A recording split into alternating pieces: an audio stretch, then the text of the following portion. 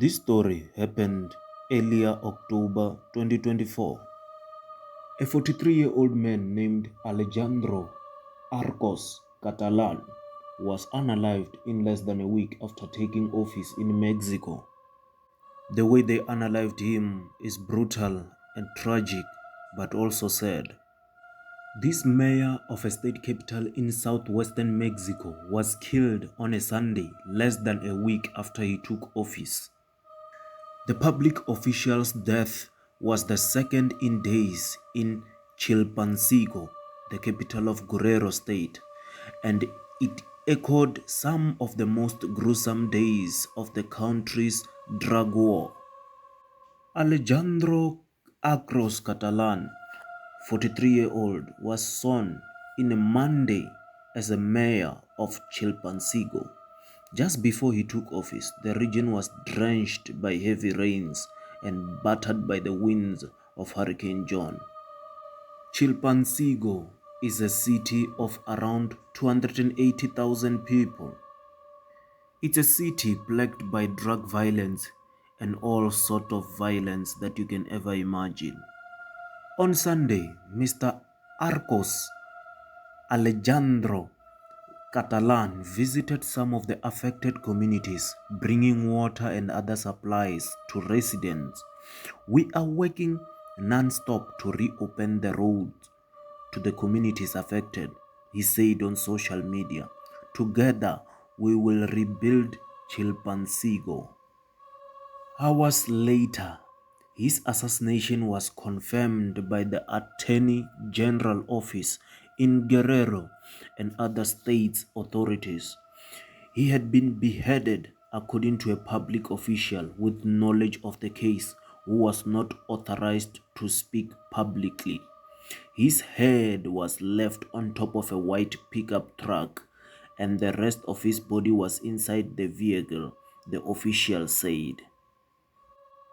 No one has claimed responsibility for the unaliving of Mr. Alejandro Arcos Catalan. Days before he took office, a group of armed men gunned down his intended security minister, a former head of Special Forces unit of the Guerrero Police. On the Thursday, the city council secretary general was shot and killed in broad daylight. Mr. Alejandro Arcos Catalan case is so far the most gruesome and tragic unaliving of a Mexican politician since the inauguration of President Claudia Sheinbaum during the previous week of that event. It brought back memories of the tactic used in the darkest days of Mexico drug war, when criminals publicly displayed dismembered bodies to terrorize the population. Ms. Sheinbaum inherits many challenges from her mentor and predecessors, Andres Manuel Lopez Obrador, with cartel violence. Perhaps the most pressing, though she had repeatedly minimized the issue during the campaign trail and since taking office. This idea that there is a widespread of violence in the country, we do not share it, she told her supporters earlier this year as cases of slain candidates began to pile up ahead of June general election. It is a sad situation that a total number of 41 people to public office were killed, making it one of the most deadly election cycles in Mexico recent history.